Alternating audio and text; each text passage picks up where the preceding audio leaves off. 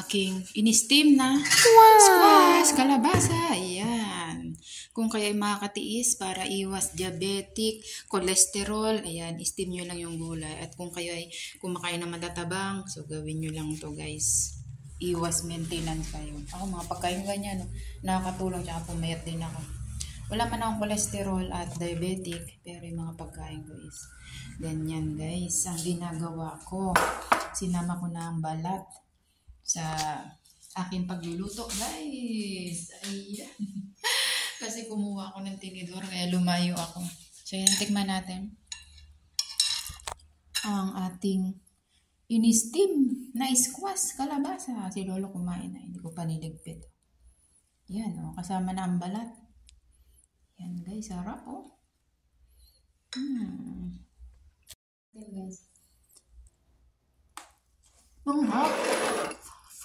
Ako, ano lang siya. Yung black pepper. Di ba parang kamote lang siya. Sama niyo ang balat guys ha. Gasang na yung maigi.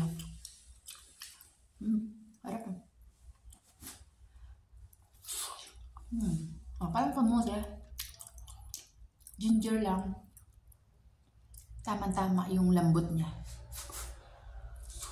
Sarap. Kalabasa. Pampalinaw ng mata.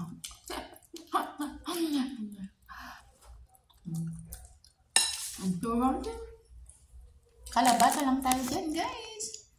O, diba? Ang kalabasa kasi, may lasa na yan. Kung kayo ay, diba? Kung dapat sanayin nyo yung sarili nyo na walang ingredients. Ako nasanay na, kaya nakakatulong din sa pagbaba ko ng timbang. Ngayon, wala ako exercise.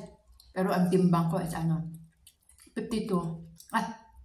52 ba? 53. 52? 52.5. Diba? Yung ako timbang ngayon. Kapag 52.8 yata or 9. Dahil yun sa mga kinakain natin.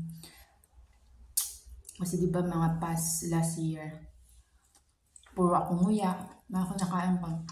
Kahit nag-workout ako. Pero yung pagkain ko, sweet, salt, na ganyan. Wala. Kailangan talaga, change lifestyle talaga. Lahat, pati pagkain, babaguhin talaga, guys. Hapon.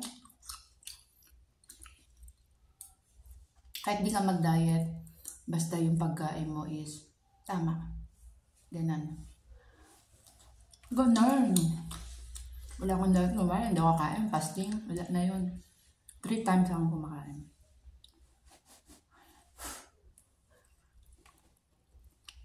No fasting.